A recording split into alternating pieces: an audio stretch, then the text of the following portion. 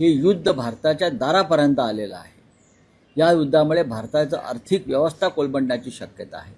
या युद्धामुळे भूगोल बदलण्याची शक्यता आहे। भारताच्या सीमेवर खोमेनी यांचं दुर्दैवी निधन, हत्या ही भारतासाठी सुद्धा धक्कादायक आहे। अमेरिकेबरोबर केलेल्या ट्रेड डीलमुळे भारत अमेरिकेचा गुलाम झाला। इराणचं कमजोर होणं हे भारतासाठी सुद्धा अत्यंत घातक आहे,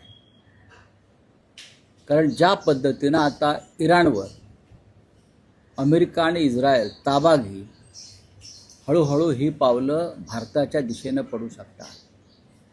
नेतन्याहू आज आहे उद्या नसतील, पण भारत हा एक महान देश आहे।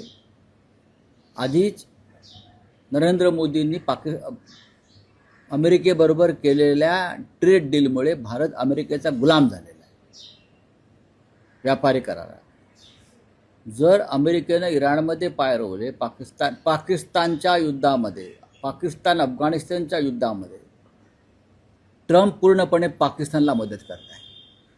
लक्षात घ्या, पाकिस्तानला अर्थसहाय्य, पाकिस्तानला मिसाईल्स, पाकिस्तानला शस्त्र पुरवण्याचं काम प्रेसिडेंट ट्रम्प करत आहेत। आणि प्रेसिडेंट ट्रम्पनी पाकिस्तान आणि अफगाणिस्तानच्या युद्धामध्ये 2 दिवसापूर्वी पाकिस्तानचे पंतप्रधान आणि पाकिस्तानच्या जनरलच्या शौर्याचं कौतुक केलेलं आहे।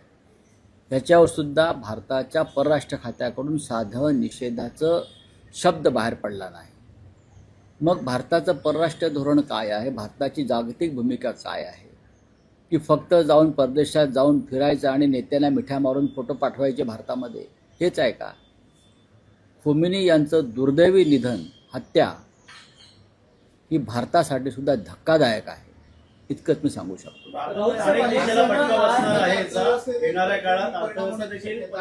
पूर्णपणे, पण आपल्या देशानं कोणतीच भूमिका या संदर्भात घेतली नाही। भूमिका घेणं गरजेचं असतं।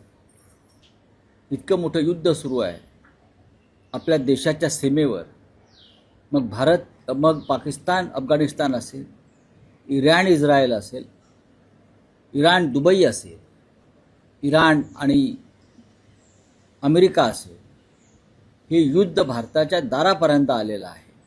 या युद्धामुळे भारताचं आर्थिक व्यवस्था कोलमडण्याची शक्यता आहे।